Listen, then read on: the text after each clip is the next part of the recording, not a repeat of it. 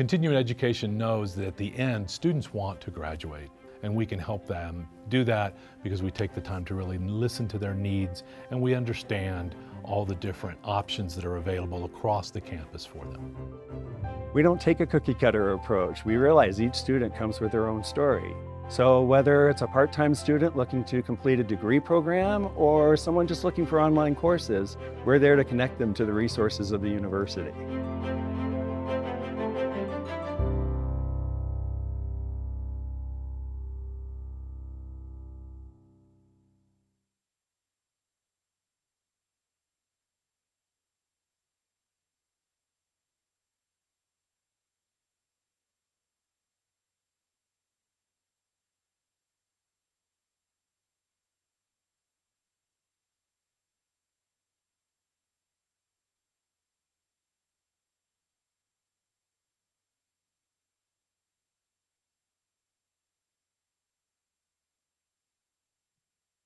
Down, buddy.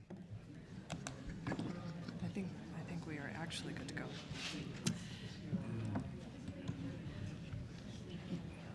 Good afternoon, everyone. Today is April 13th, 2023. It's 2:00 p.m., and this is panel 17873 entitled Adapting to Climate Change. I'm Paula Mabey. I'm the Chief Scientist and Observatory Director of the National Ecological Observatory Network, which is headquartered here in Boulder, and I am very pleased and honored to be the moderator of the panel today. So I'd like to begin with a land acknowledgement. Today we would like to acknowledge that Boulder is on ancestral homelands and an unceded territory of Indigenous peoples who have traversed, lived in, and stewarded lands in the Boulder Valley since time immemorial. These indigenous nations include the Apache, Arapaho, Cheyenne, Comanche, Pawnee, Shoshone, Sioux, and Ute. A little bit about this panel.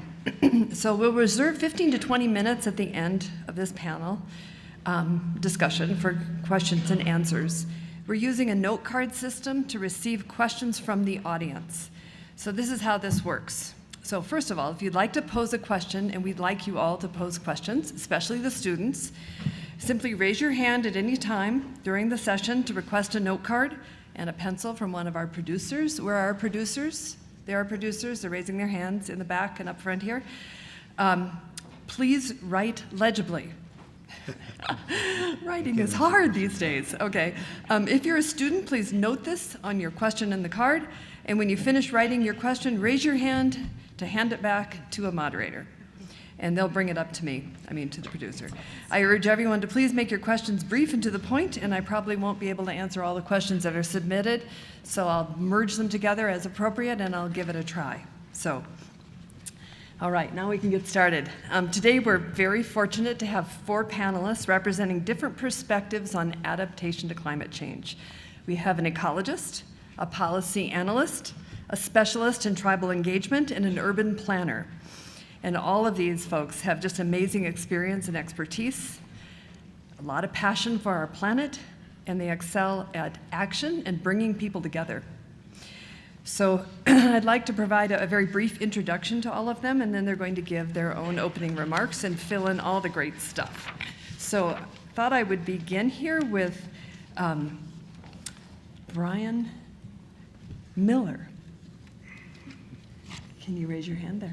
You're Brian. So Brian is a research ecologist with the United States Geological Survey.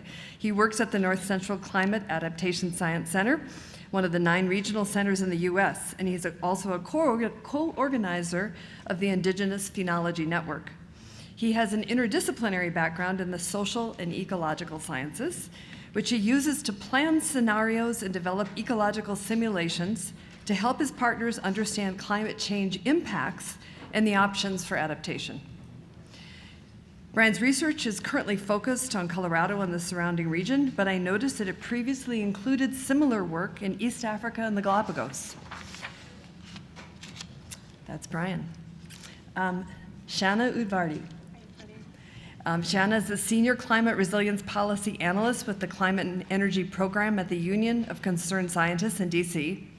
She develops regulatory and legislative comments, testimony, and policy proposals relating to climate impacts such as extreme heat, wildfires, and flooding. I noted that she has particular expertise in flood management. Her analyses inform, build support, influence policymakers to advance climate resilience-related legislation and regulation, essentially all for the purpose of adapting to climate change impacts. And she has a background in international relations as well as ecology and sustainable community development. And I noted that she was in the Peace Corps in Nicaragua following her education. So, James Radlingleaf is a specialist in tribal engagement. He's a research associate at the Cooperative Institute for Research in Environmental Sciences, or CERES, at UC Boulder, as well as the tribal engagement specialist for the North Central Climate Adaptation Center. He's currently chair of the Ecological Society of America Traditional Ecological Knowledge Section. He's a member of South Dakota's Rosebud Sioux Tribe. As a tribal engagement specialist, his focus is on the development of programs at the interface of Indigenous peoples' traditional knowledge and Western science. And he's been active in developing Indigenous engagement strategies for many organizations over the years. He has over 25 years of experience working with the U.S. federal government, higher education, various nonprofits to develop and maintain effective working relationships with tribes, tribal colleges, universities, and tribal communities. And finally, we have Korkut Onran. Korkut is an urban planner, architect, teacher, and scholar with a broad knowledge of environmental systems and regulation cultures and an educational background in architecture and environmental studies. He teaches at the University of Colorado Denver's College of Architecture and Planning. He co-founded Pelona Architects and Urbanists in 2010. It's a company which factors our individual lifestyles in relation to the global environment. So they specialize in good urbanism, didn't know those words before, and offer code writing, master planning, urban design, and architectural services. He's one of the leading founders of the Colorado chapter of Congress for the New Urbanism, and he explores practical ways of creating resilient communities in the face of the climate crisis. I discovered that Korkut has won prizes not only in architectural competitions, but also in poetry competitions. And so with that, I will let them elaborate on all of these things. So I'd like to invite them to give their own opening remarks. And why don't I start with you, Korkut? Sure. Do you hear me? Is this good?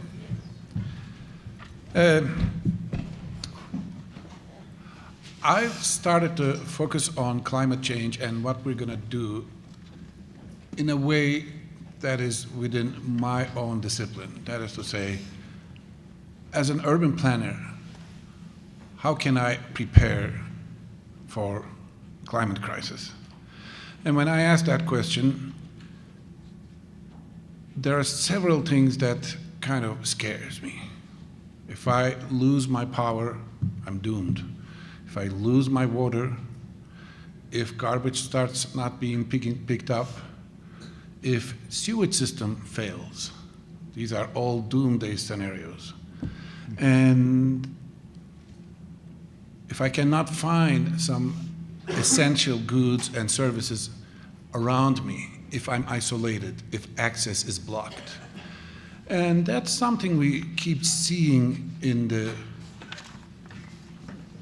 big storms and crises. That is to say, regional systems tend to break.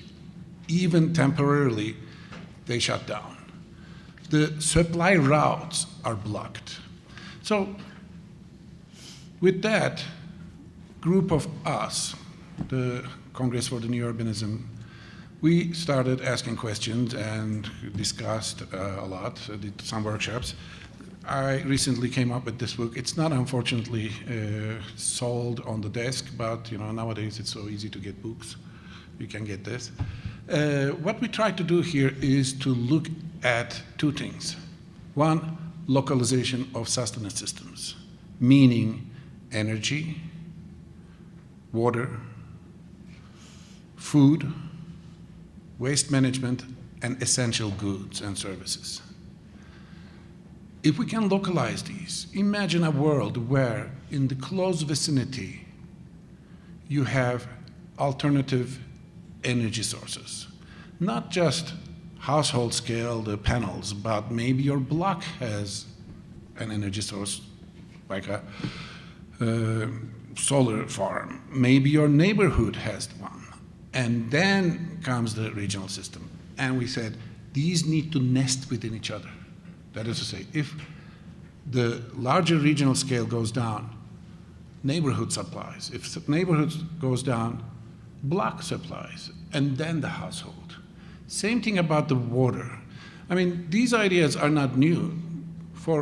Through the history, human societies lived that way. If you go to Venice, for instance, you have the wells, you have the block size water storages, and then the city size, and then you start to get regional supplies.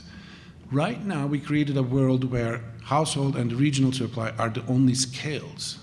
We need intermediate supply systems. We're doing so-so about food because there's a lot of urban agriculture movement trying to grow food in different scales. But especially in terms of energy, water, waste, we're really doing really bad with waste because we have only one system, and the sewage systems. And comes the last item, essential services and goods. If I can get, I'll always tell this to my students as well, COVID hit, I had some dental problems. Luckily, my kitty corner neighbor was a dentist, and he took care of me. Now, that service becomes very essential when you're isolated. That is to say, you need a doctor, you need a lot of essential services. So that brings us to idea of a zoning reform. That is to say, A, we need households. That's another thing. How am I doing in terms of the time? I can go hours. One more minute. One more minute. Yeah. We are really pushing for zoning reform where a lot of these small services can be included in the neighborhoods. Imagine a subdivision. How many people, like 1,000 people lives there? Imagine the amount of professional service providers living in there and working somewhere else. If we can capture, let's say, 4 hours of their week in the community to provide that service in the community, in that neighborhood, in that subdivision, you create a hyper-local economy that can really provide a lot of resilience for our lifestyles. And there are ways to get there. There are ways to reform our zoning ordinances and allow that to happen. Thank you. Thanks. James? Yes. Haumi daki api chante washte na peshi zapalo. James Radley fimachi api nasi changu lukoto oyate hemataha. From my heart, I greet you with a handshake. I am known as James Radley, and I am a member of the Rosewood Sioux Tribe, and it was my language and the importance of language. Did you know that we are in the 5th year of the decade of indigenous languages designated by the United Nations? So there's this effort for 10 years to restore, strengthen indigenous languages. And I begin that way because I was asked to speak about action. And as a tribal member, I have the tremendous opportunity to work with my own tribe, which is not easy sometimes. I'd rather work with other people sometimes. You know that reality, but I get the privilege to work with them. And so my journey, so to speak, in this world of climate change began in 1999 when I went to the first, I was invited to the first National Climate Assessment meeting in Atlanta, Georgia. And there I was bombarded by data, bombarded by science, bombarded by the discussion of the Hadley model versus the Canadian model. It was all dominated by modelers. These are the solution to climate change was the modelers at that time. And I didn't see a role for us. I didn't see a role for me. What does this all mean? But for the last 20 years, I've been working in and out of the climate space and working with communities, both tribal, non-tribal, to advance a better understanding of what's happening to our world. And so 2 years ago, I was asked by my tribe to join something called the Chicungo Climate Crisis Working Group. And so 2 years ago, they asked me to join this group of resource manager leaders on Rosebud to figure out how we're going to address climate change from a local tribal level. And because I worked at CU, and I want to acknowledge CU and all the partners here for working with us as partners, but also working to strengthen our relationships to do the work that was required. So we were able to secure funding from the Bureau of Indian Affairs Climate Resilience Program to help start a plan. About $250,000 it was, and to help start a plan. And basically, we built a team of scientists and elders, community leaders, tribal leaders, built that team to develop and address a plan. And so about a year ago, we completed the plan, and we did that during the COVID era. So think about that for a while. We never had no face-to-face meetings. We did it all by Zoom. We did it all by information we could find. But it was the best we could do at the time. And so we produced this plan. And I think, I want to share some of the things on that plan that we looked at. Again, the culture was front and center on this plan. The Lakota culture was front and center. And we used the term Unchi Maka, or Mother Earth, was the first and foremost thing that what we do is we got to protect and sustain Mother Earth. So how could one, little tribe in South Dakota really think about global things like that? But we did. And our elders, our spiritual leaders led us down that way. He said, this is how we got to start, James. This is how we got to start working group from that global level, from a spiritual level. So that was our guiding principles, if you will, of how we did the work. And then we recruited climate scientists from NC Cask and others around the country that wanted to work with us on this plan.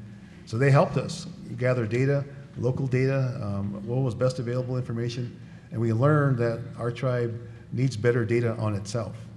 Another outcome from that plan. And then we started looking at natural hazards and things that are happening and what are people saying about natural hazards. Well, this past year, if you followed South Dakota weather, we had tremendous snowstorms. And one of them made national news because the snow was so much, the wind was so high that it just covered all the roads, knocked down our power lines, and again, it demonstrated that we're not really ready for this kind of weather, this kind of climate change that we're seeing. So our people suffered. People had health conditions that couldn't see the doctor, young people who were sick, and plus we couldn't get access to food.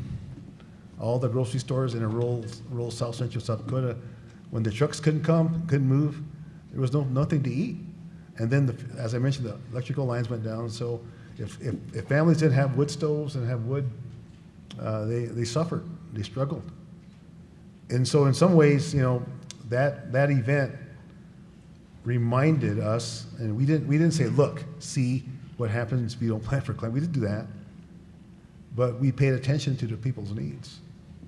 Our planning process was built from the ground up, built with, as I mentioned, those kind of people in our community who want to contribute to this plan. As it turned out, the BIA was releasing a new program called the Implementation of Climate Plans. So we got ours passed by our tribal council, which is our primary governing body. They said, we like the plan, thank you for the plan, what's next? Well, we have to implement the plan. Well, how are we going to do that? Well, it takes money. Well, who's going to give us money? Is it CU Boulder? No. The city of Boulder? No. It was a BIA again. So they had this new program. So it was a $2 million program. So we put our team together, we wrote to that, and we won that next round of funding. So we're going to build some kind of a center, a focal point for climate planning, climate resilience for our tribe. And what's interesting about this approach is if you know our culture and our history is, I know they use the word Sioux in Atlanta acknowledgement, I kind of cringe. Do you guys see my face kind of go like this? It's really not our word for ourselves, but I understand, we're on that pathway to understand each other better. But we have something called the Ocheti Shankoe, which is in our own language, the 7 Council Fires. And that's a regional consortium, if you will, of our people, the Great Sioux Nation. That's how the popular vernacular called us, the Great Sioux Nation. Treaties and those agreements with the government, Great Sioux Nation. But they broke us up. And diminished our strength and our power, and they broke us up.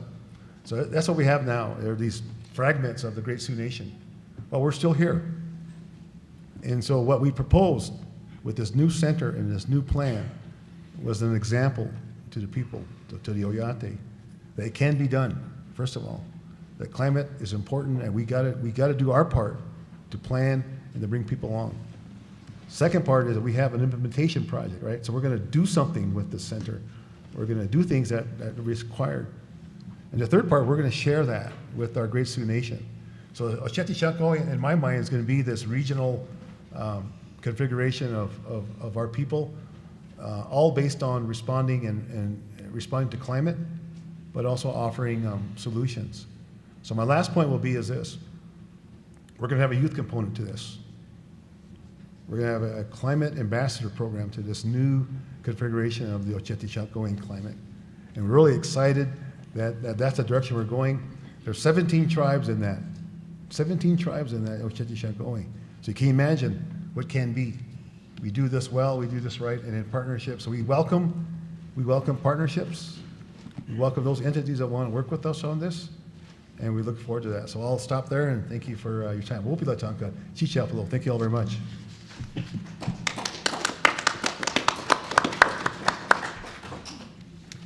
Shauna. I'm so inspired by your comments, and I think that what you've just described to us is sort of a wonderful inspiration. I think could be a model for, how we can envision solutions, and it's just really cool to hear. So again, I'm from the Union of Concerned Scientists, and you can imagine we've been really busy in the climate and energy program, as you heard, and I'm working on climate impacts. And the Union of Concerned Scientists grounds the work we do in policy on science. So we do our own technical analyses, and within the last 5 years, we've produced 2 major reports. A few on sea level rise and thinking about not when infrastructure or land is completely underwater, but when tidal flooding is going to be so frequent, it's going to be chronic. So that report is called Underwater. More recently, we did a report looking at climate change and how it's going to impact people and farmers and outdoor workers as far as extreme heat, and how extreme heat is going to be very dangerous into the future. And we looked at temperature and humidity, because that's the feels like temperature. And that's what's so dangerous, is if we have that humidity and high temperatures, it can be killer heat, and that's the name of the report. And I mention these reports because they're, as I said, grounded in science. We also did a mapping program with this, GIS, as many of the students may be working on, called Story Maps. And so you can look at these different climate projections of tidal flooding and go down to your county or zip code level and see how it's going, if you're living on the coast, see how it's going to affect your family or your neighbors, etc. But we also looked at tax base, and so you can see how it'll impact tax base.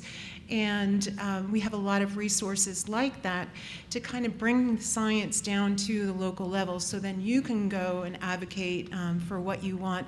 And then the extreme heat, as I said, we also have a mapping program that shows what those results are going to be now and into the future.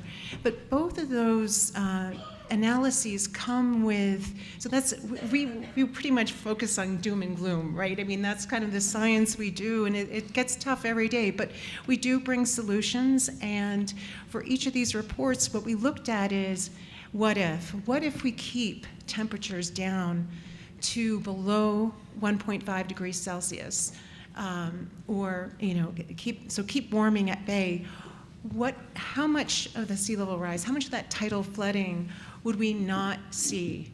And so we did that math, we did that analysis and that technical analysis. So you can see that on the mapping programs. And we also put that down to a congressional district, and the folks on the Hill love seeing data at that local level, and it's much more powerful that way. And so we can say, if we act now or yesterday, these are the houses that will be spared from this type of chronic flooding, this type of tidal flooding. We did the same thing with extreme heat. And so I think this is the kind of analysis that we hope is going to help move that conversation forward. But one way we like to think about climate resilience is, it is the way, is we think about it as, okay, adaptation on the one hand, and then mitigation on the other. So we need to bring those two pieces together because we need mitigation or reducing emissions to stop making things worse, right? And we need adaptation to be able to be more resilient into the future to these types of extreme impacts. So what has UCS been doing over the last few Congresses, over the last few years is, as you may know, the big issue for a lot of environmental organizations was getting these infrastructure bills passed in Congress. So we worked very hard to get both of the bipartisan infrastructure law passed as well as the Inflation Reduction Act passed, and these were huge for climate change. It's been so long since we've seen any action by Congress on this. So it was bipartisan and a big push by many folks. The bill, or the bipartisan infrastructure law, has $46 billion in funding for climate resilience. That's huge. So we're going to see this type of funding, and we also have funding in the IRA bill. Also, the IRA bill was huge for climate change because it had emission reduction measures like energy tax credits and funding for renewables. So both of these bills were huge, and we're going to see that funding come out in the next, it's already getting rolled out, right? But in the next 5 to 10 years, the IRA bill is going to be a little bit longer. So the White House has guidebooks online on the bill law, so you can see where some of the money is already going and to what. So where are we right now? We're working on, as I said, since it's going to take 5 to 10 years to really see these kind of projects get implemented, we're working on making sure those projects and the administration and the agencies are getting the money out in an equitable way. So we want a lot of these funds to go towards tribal nations and towards the more underserved communities. And then we're also working in this Congress on getting a bill called the National Climate Adaptation and Resilience Strategy. So guess what? Under the White House, we have no one organizing unit that organizes how we think about climate resilience and adaptation at the national level. So this bill, NCARS, would put, for the first time, an Office of Climate Adaptation and Resilience under the White House and would establish a resilience, I'm just going to say resilience officer under the White House. And the reason why I'm excited about it is, first, it's long overdue, right? But second, let's get a handle on where all these funds are going for climate resilience, and let's track and see what the difference it's making. And we just need to be able to, as we just heard, we need to be able to learn from each other. And if we don't have one office that can really consolidate this learning and understanding, then we're really not going to be able to do the best we can with funds. I'm going to stop there because I feel like I might go on forever. So thank you.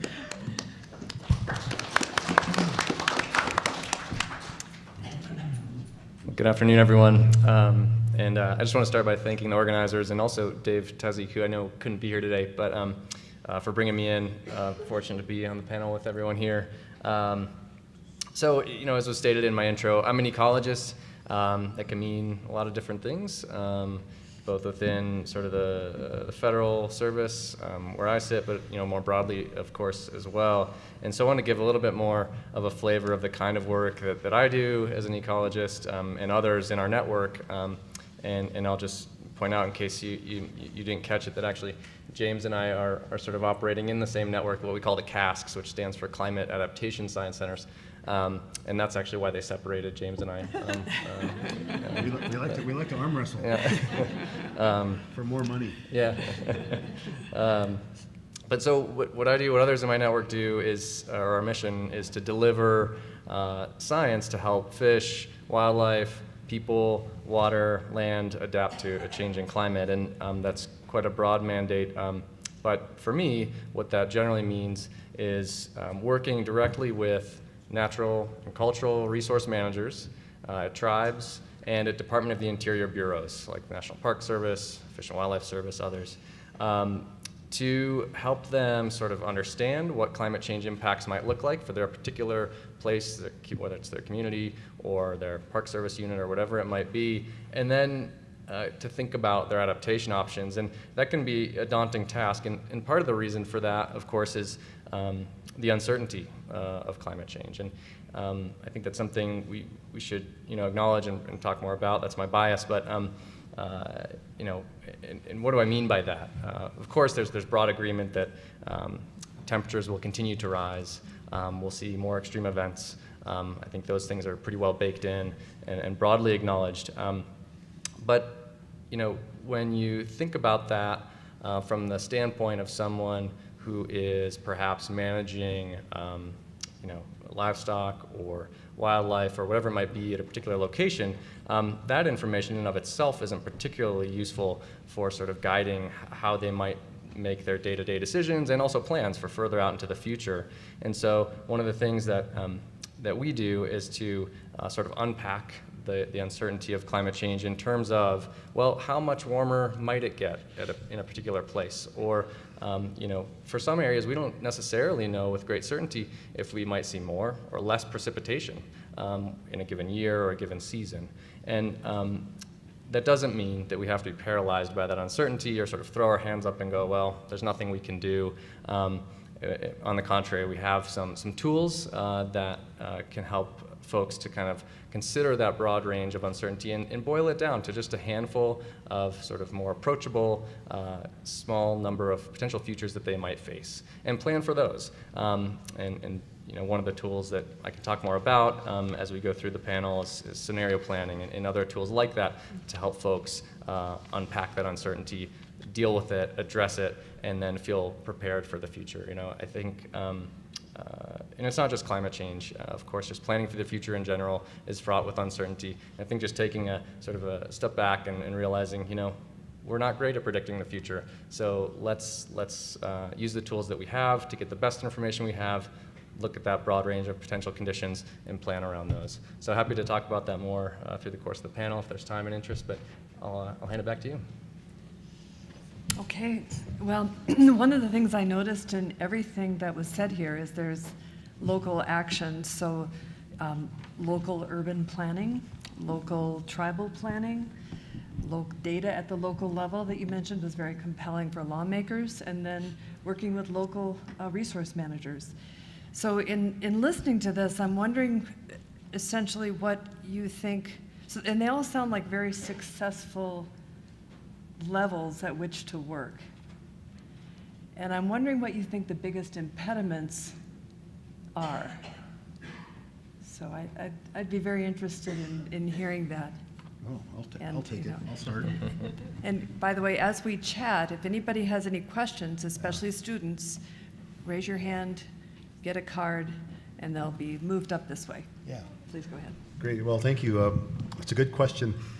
For us, with the tribe, if you know our tribe, we're one of the larger population tribes and also one of the larger land bases. So what that means is that we have a lot of issues, important issues, social, cultural, economic. So you go before let's say you're the tribal council. Here comes James Rowlingleaf, right? Wants to talk about climate change, and he brings Brian Miller along. Will Brian be helpful? Maybe, I don't know. I'm kidding. But we go before council, right? So before I got on the agenda, they were talking about housing.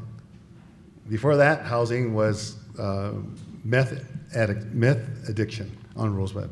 Before that, it was youth incarceration. Before that was healthcare and not enough funding. We're going to run out of healthcare. That's what those guys got to deal with, and women got to deal with every day.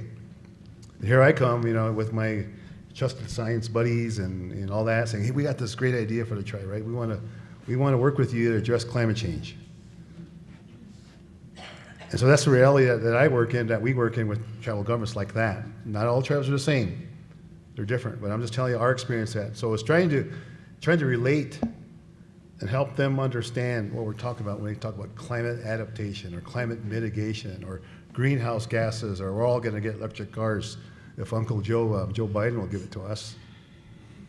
But so it's just really trying to connect for instance, and how we did that was that in our planning and in our engagement with the communities, we have 20 communities that make up the tribe, spread across 4 counties in south central South Dakota.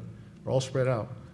And so we had to try to connect some thinking behind what's really important to the community right now. And one of the things that rose to the top was pollution. The communities wanted a cleaner place, a less dangerous place to live, for their children and grandchildren to run around and play, and aesthetically and culturally better. I never thought that would be rise to the top.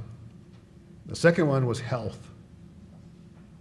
The health conditions and what's a rising temperature going to do to communities in a tribe that has inadequate housing, meaning doesn't heat very well, doesn't cool very well, and all those other related issues. So for us, it was working with leadership. We all have influencers in our tribe and our community that if he says yes, if she says no, and she's more influential, no matter how good a case you make about climate, they're going to listen to her. So we had to, that's why I mentioned that time I was working in 1999. It's taken 20 plus years to move our tribe to see climate be a priority and to connect that. And so we also had to connect that to jobs, right? We're still have a high unemployment rate. So we had to figure out with this new center, this new purpose, can we repurpose our people? Can we retrain them, retool them for this new world and with climate? And so we had to do that. And the other thing is it takes time, right? We don't think about time, right? We have grant cycles and reports and stuff, but it's how do we, as those that think it's really important, as a tribal member, telling grandma that we got to do this. I need your support. I need you to participate in this stuff. So a lot of it was relationship building. A lot of it was acknowledging the culture. We relate it to culture, right? If it's too hot, it's going to affect this, it's going to affect that. Can we still practice our spiritual ways if it's too hot? If this resource is going to go away because of temperature or because of precipitation or lack thereof. So those are things that we try to do with our work, but we acknowledge that those were pretty important barriers, but we had to address them. We didn't just try to roughshod over them. We're still working on that. And I think that's part of it too, is that the work doesn't end with the center, it doesn't end with the plan. Because things change, right? Plans need to change. So anyway, I'll stop there. Thank you. Yeah, and if I'm sorry. No, please go ahead. I'll follow you. Okay. So yeah, I just maybe building a little bit on James's remarks, maybe picking up on some threads that he was really touching on around relating sort of climate change and its impacts to the things that whether it's a community or a refuge or whatever it is that they care about and are dealing with in sort of very real, tangible ways versus coming in and saying, hey, here's the climate science or here's the the data that we have. Instead, sort of, I think working from the ground up is really important, and of course that takes a lot of capacity. So getting to your question around the challenges, I mean, to do that, you have to take the time to understand a given place, resources, community, whatever it might be, and of course doing so depends on relationships and building sort of trust and understanding of what folks are dealing with. So that's maybe one thing that I'll know. And then I think related to that is then as as a scientist, as we say, okay, well, I think I understand your issue, and I'm going to go back to my desk and kind of connect what I know about climate change to your resources or your issues that you care about, to go a step further and not just sort of develop the information and hand it over and go, here you go, but to build it directly into the plans that people are already developing, the planning processes that they're already undertaking, as opposed to just sort of developing, okay, here's my standalone, climate change sort of plan, but to say, well, you're already working on say a water management plan or something like that. Let's build the climate science directly into that, so that when you go and you're developing your water management plan or whatever it might be, it's already baked in that you have thought about climate change and its impacts versus, oh, I got to go look at the climate change report in addition to figuring out my water planning process. So that mainstreaming, again, it takes time, resources, and careful thinking around how do you do that without burdening the people who are already quite strapped with, developing that water management plan. Probably the last thing that they want is to have more work on their desk. So anyway, I think thinking carefully about what are people's issues and what are their planning processes and decisions, and understanding those deeply enough to embed the climate science directly into their existing processes. Do you want to go? No, you go ahead. Okay, thanks. Well, impediments. I can go hours about impediments, but I'm just going to start. I said localization, but also the key word is self-sufficiency in the local level. So we created in the United States a metropolitan pattern that is exactly opposite of that. We created something most vulnerable. And the reason of that is, a lot of cultures come to the city and there's hustle and bustle, crime, et cetera, so forth. Let's get out of here, right? Let's get out of this hustle and bustle and live among people like myself. And we created large acres of neighborhoods of homogeneity in terms of use, in terms of income, race, and everything. That's exact opposite of self-sufficiency. So we need a shift in the way we're thinking. I don't like my neighbor. Well, in the future, you may not have the luxury to say that because your life will depend on your neighbor.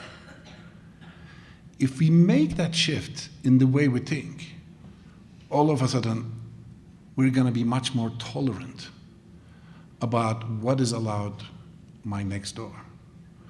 I don't care if they put a grocery store, it's good. I want it there. But no, what about parking? They're going to park in front of my property. That's the attitude we have, and that's one of the biggest cultural impediments right now, intolerance. We need to learn how to tolerate so that we can create self-sufficient and very diverse neighborhoods. That's resilient. That's adaptive. Thanks.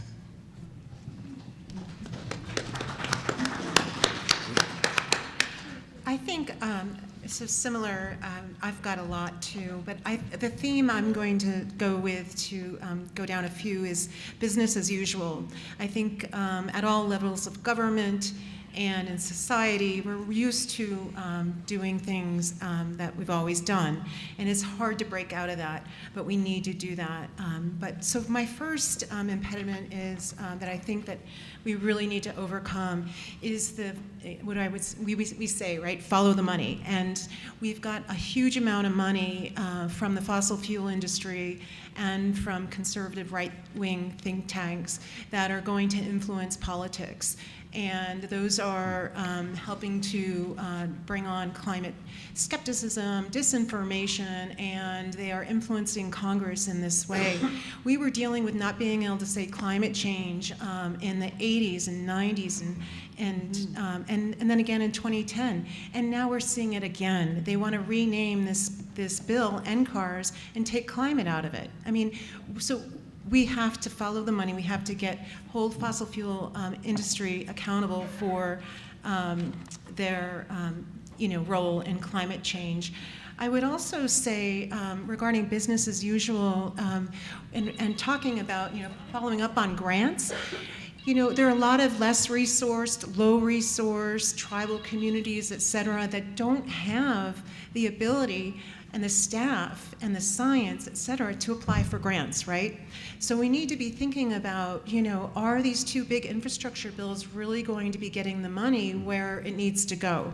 So the good news is the administration has pulled together specialists and experts and people who are really focused on environmental justice and equity, and they've got a mapping tool, and they're thinking about different ways and making sure that money is going towards the less resourced. And so you probably may have heard that the Biden administration has an initiative called Justice 40. And so the goal of Justice 40 is to be sure that 40% of some of the federal funding, of certain federal funds, go towards these lower resourced communities and to be more equitable. So it's going to be following that, making sure the administration is doing this and doing this in a equitable fashion. I also want to get to, so that was talking about grants, and then I also wanted to get to the local level. And so, planning is at the local level. And that's also politics, right? And we can't really adapt unless we're seeing some good zoning. And that means, zoning where building is going. And the builders really want to continue business as usual, and they don't want to build and be told to build to certain standards that are going to make a building more resilient to storms, to wind, to sea level rise, building it higher, et cetera, because it's going to cost more money. So we really need to get over this. And the good news is, again, is the Biden administration has initiative on building codes to really push this issue and try to get it, more out there and implemented, because it seems so boring, right? Building codes, but it's really critical on our resilience and adaptation.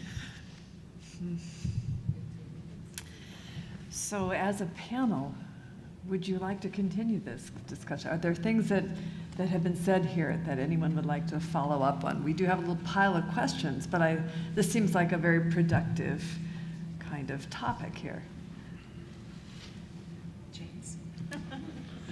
I'm getting paid by the word. So you'll hear me again. I think, what I'm seeing in my lifetime, I'm 59 years old now, and I've seen, I think, progress in terms of recognizing possibly the importance of indigenous people, indigenous knowledges in all this work. In some ways, so I work at 4 different levels. I work at the global, national, regional, and local level. And I mentioned that I was in New York City a couple weeks ago for the UN Summit. And, I saw people from all over these different countries and organizations come up to me when I gave my remarks about the importance of indigenous people and their knowledges, because I don't separate them. I don't separate people from their knowledge in terms of indigenous people. They're one and the same. And so I'm wondering what that means, right? I mean, we live in a real world too. Like, people can just say that, right? Oh, they're important, you're important. But as she mentioned about politics and money and funding and business as usual, I mean, there's and even justice things, right? And then we think about in terms of other kinds of issues that indigenous people face. Again, in my lifetime, if you follow the boarding school things that happen in Canada, and so those kind of things elevate the indigenous people, right? We kind of forget about us, let's be honest, right? Do you see very much of us in Boulder? Maybe not. Or if you work with indigenous people, well, maybe not. But the world is big, it's fast, it's complex, right? I was in New York City. I couldn't even keep up with the people walking on the sidewalk. People are busy, right? We're doing their thing, right? I'm not judging them, I'm just saying that's what I saw. So, working with us, understanding us to develop the solution to climate change, it's a lot harder than just saying, we value you, we want your knowledge, and we want to work with you to make a better world. Again, I look back at this idea of intergenerational knowledge, right? I was teasing the last panel, we had a group of elders in front here, and I look at them, and I think about, what do they know? They have an experience, they have a knowledge, they have a worldview. What are we doing really to bring those things in as well? And I think indigenous people value the intergenerational knowledge model, if you will, and I think if we don't begin to elevate that as well, each generation passes, right? The COVID-19, for instance, really hammered our people and our elders, our vulnerable people, our knowledge holders. They're gone because of COVID. And so to me, yes, I'm patient in a way about advancing these things with science and traditional knowledge. The other part of me is impatient as well, because I look at our elders and say, are we doing the best we can to engage with them in a respectful, responsible, reciprocal way, in an honorable way? And what they want to share with us, is that for the world? and my final comment would be is Lakota people, again, have always been very kind of open with who we are in our culture and our spirituality. And we have leaders who travel the world every day to speak like this and share what we know and how we see the world. And a lot of it is prophetic in a way, right? They're talking about the future and what they see. And so I think that, us as humanity, we have certainly a lot of challenges that are before us. My hope, again, is that the Indigenous people are at the table. We're not on the menu. We're at the table. And we look at things like the United Nations Declaration of Rights of Indigenous People. Google that, even though it's going to cost money to do it. But it's important because that document, that declaration, tells how we see how we want to be treated and recognize our rights as landholders and water right holders, and also in our cultural heritage. So I'll stop there. Thank you.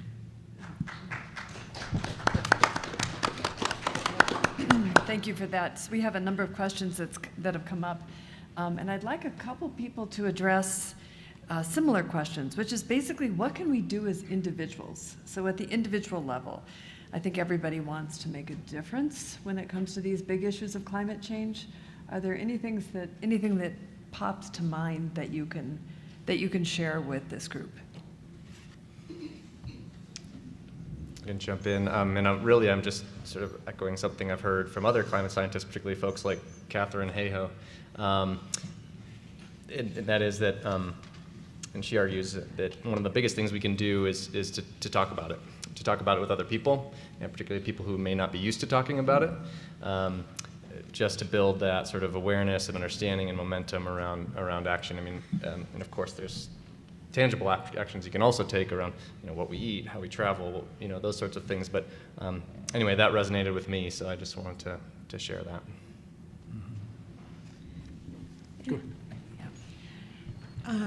I guess I would say, our organization is an advocacy organization, so, we really care about people voting, getting people into decision-making places that understand the climate problem. We're in a climate crisis, so we really need to quote the UN General Secretary, we need everything everywhere all at once to really fight this fight to roll back, or not, we can't roll back, but to make some progress. And so, anything we do from the local to the federal level is critical.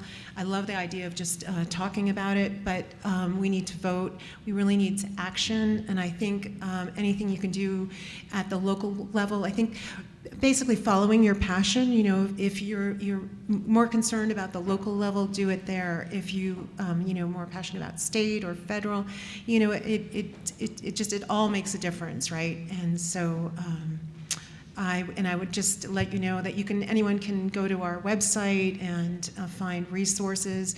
We have quite a few members and supporters, so we're often not often, too often, but we send out action alerts to get people to write in to their legislator and things like that. So sometimes it's actually not that doesn't take too much effort to do things like that, because there are a lot of organizations like mine that are doing the analysis of certain bills or what have you, and following the different steps, et cetera. So getting involved in a nonprofit organization can be an easier way to do advocacy. Well, yeah, so I really, just to recap before you mention, what I really like about these answers so far is it's action in whatever you're good at or passionate about, it doesn't matter which, and then patience, because things take time, and they take way more time than most of us have patience for. So it's important going into these things to recognize that it's important to do something and to be a role model and continue that. So we've had a number of other questions that have come in from folks. Korka, do you want to speak to those? I want to answer first your question as an individual. As a planner, I look at different scales. What can federal government, state government do, local government? neighborhood, me, what can we do as persons to make our lives more resilient? Diversify. Don't have just one job, work for 50 hours and have a big mortgage, because you lose your job, you lose your house, you lose your life, basically.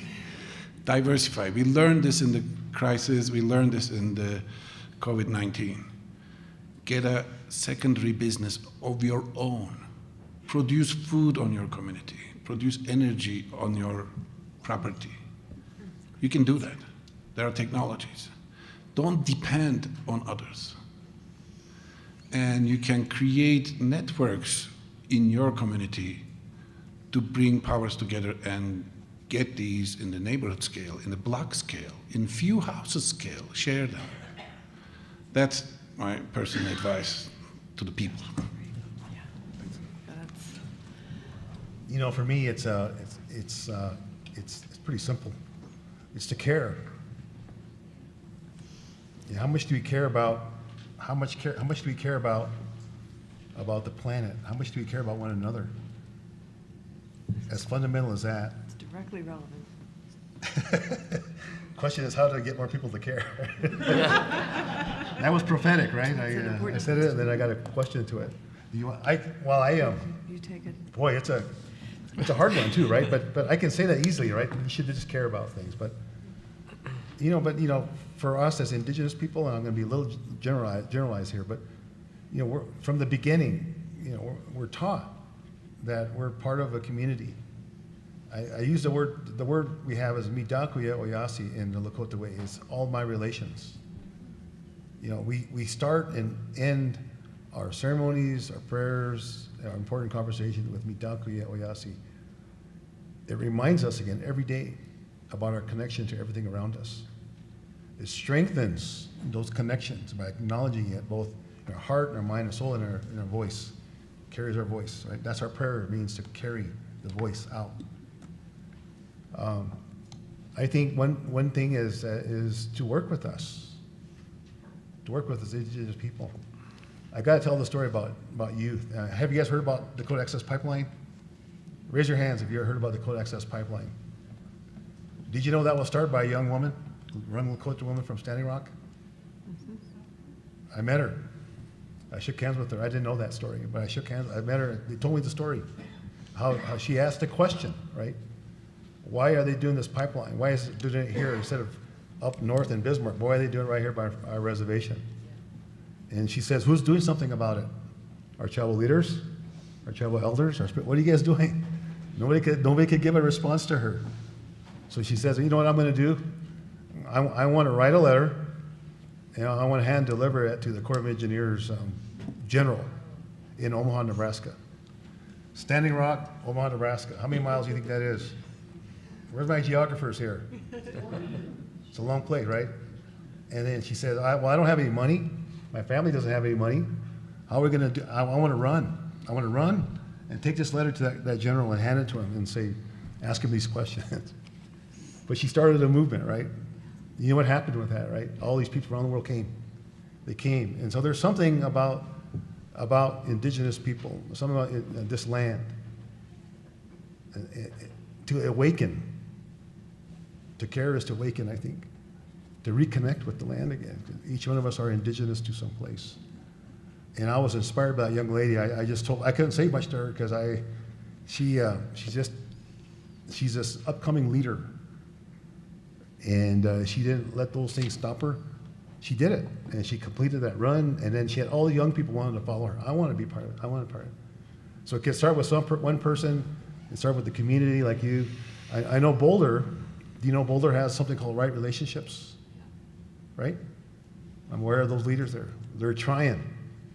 And I think we got to close that gap between our understanding of one another as human beings. Indigenous people. And we're do our part, you do your part, and let's see what we can do together. Thank you.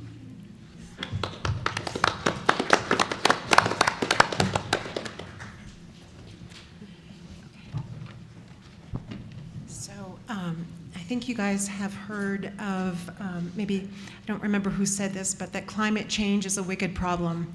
And I feel like I have two wicked questions.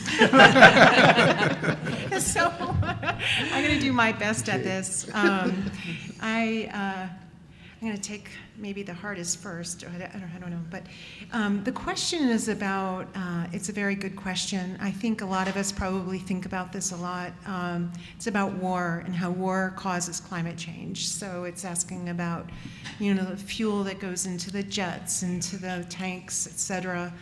And then it cuts, like how are we going to cut down on the emissions of all of the contributions that military has to the climate change crisis, and then about nuclear arms race and the really terrible, horrific situation in Ukraine, and how nuclear war can do so much damage. So this is a really amazing question. I can say that the good news well, first of all, yes, the military does have a huge carbon footprint.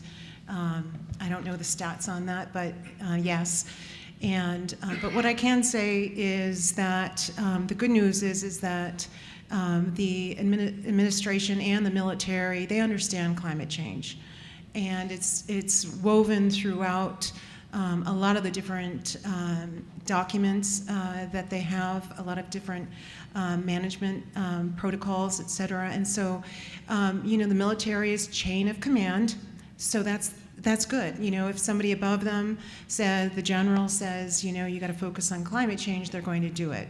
And we have done a little bit of work in the military area in the sense of trying to bring along the skeptics, right? And thinking, if we can bring conservatives along and understanding the impacts to the military from climate change, and maybe we can say, okay, how you can fix that is through emissions reduction. So I do have a little bit of background in understanding what the Department of Defense is doing on climate impacts, and so we've gotten some good pieces of policy in the last few National Defense Authorization Acts, so that the military, when they do build, they're building above the flood level, and that they can help use their resources regarding resilience, not only on their footprint, but within the community, because the community and the bases are so intertwined, right? But that's not getting at, I think, the point of this question, which is emissions, right? And I think that a few different administrations have been very clear on trying to, push technology forward on how to do that. So I don't have an answer for you, but it's called the Green Fleet. They're thinking about how to do this.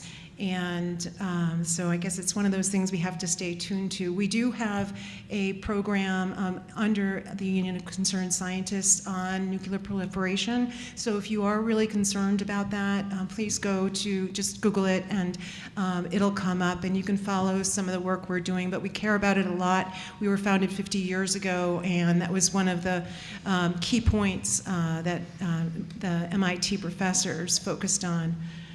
And the next question, should we wait for, or? Go ahead.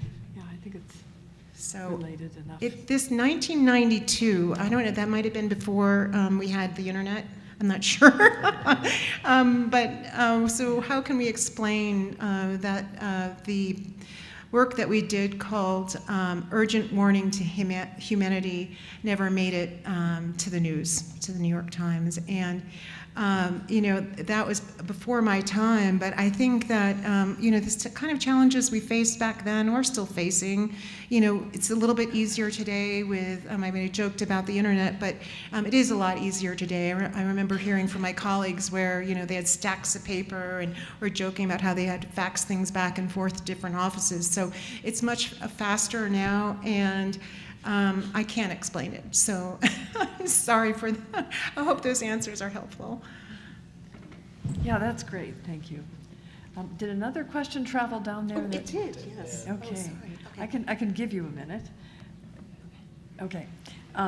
So as she ponders that question, Yeah, I can go go for ahead. it. Okay. Okay, so the question is about, so I was kind of talking about building codes and how it does impact housing costs, right? And so how do we reconcile the fact that we have a housing crisis? Yes, we do. And how are we going to handle the building the way we want to build that's resilient and that it's going to cost more? There are some really great organizations that are working on this, that we're working with, the National Low Income Housing Coalition, for example. But this is one of the impediments that I didn't mention, which is the benefit cost analysis. Again, it makes my eyes go in the back of my head because I'm not an economist, but I work with an economist, and this is how all the federal money goes out, is you have to have a positive benefit cost analysis. And most of the time, the way the federal agencies use this is outdated. So when we're thinking about climate change, we're thinking about impacts. Well, guess what? We're not going to see the benefits until a few years, right? The good news is that the National Institute for Building Sciences has done work to look at, well, what is that benefit? Well, guess what? Building above the flood level, if you're in a riverine area, saves money down the road. Can be $4 to $6 in the reduction of future damages. So every dollar can save anywhere between $4 to $6 of, not having to have those damages. And so we're an impatient society, right? I think there are funds, I believe, in both the infrastructure bills to help do this. I think there can be creative ways to get resources to do this as well. There are states that, and I think cities that have infrastructure banks. So this is one kind of model that can help do that. Okay, great. I think we have about 5 minutes before we need to let you all get to your next panel. And a question came in that I think everyone would be interested in speaking to. So we've been talking at individual levels and local levels. And then the question is essentially how to coordinate all of these small dispersed groups for larger action, on behalf of the country, on behalf of global considerations. And so maybe everybody could just speak just a couple minutes to that, and we'll wrap it up. Thank you. Very quickly, since we don't have a lot of time, we came up with this proposal. It's a federal level act, and it's in www.hyperlocaluRbanism.com. That's that level of scale. And then I just want to very quickly mention as well, right now there's the Bill 213 in the Senate, Colorado Senate. That is a very important forward step, in my opinion, to really get out of this most vulnerable urban pattern, but provide more housing, middle housing, moderate income housing, and diversify our urban environment. So how do we organize? We need to have some enabling acts in the stable and state and federal levels, in my opinion. Thanks.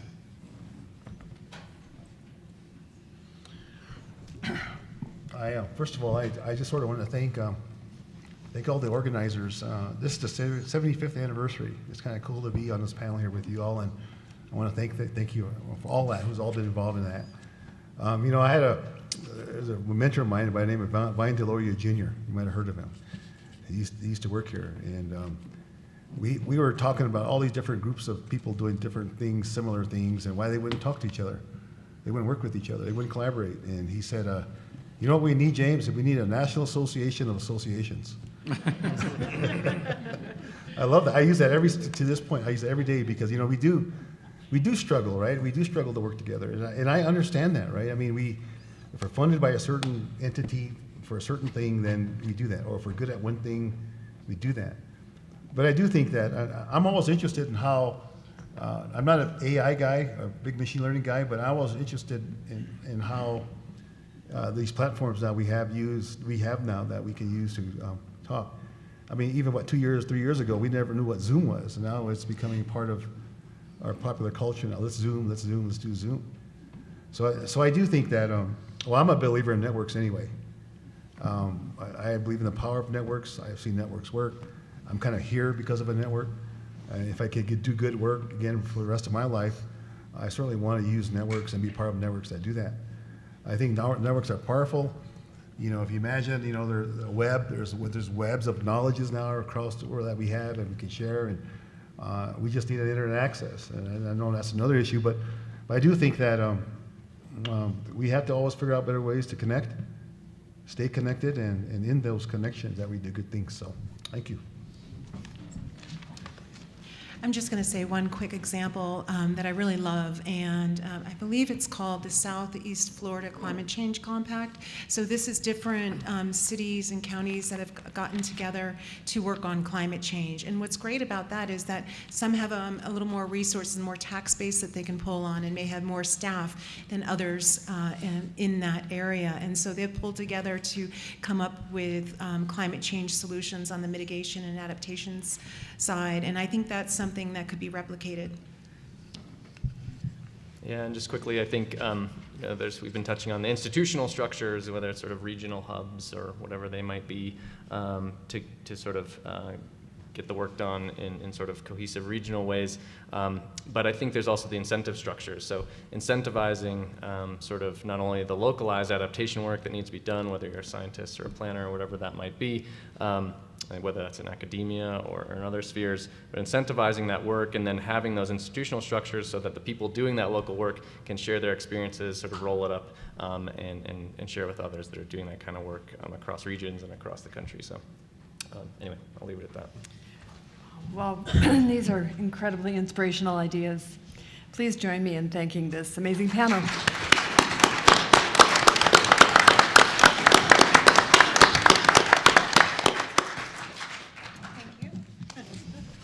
Good to see you again. You too. Continuing education knows that at the end, students want to graduate, and we can help them do that because we take the time to really listen to their needs and we understand all the different options that are available across the campus for them. We don't take a cookie cutter approach. We realize each student comes with their own story.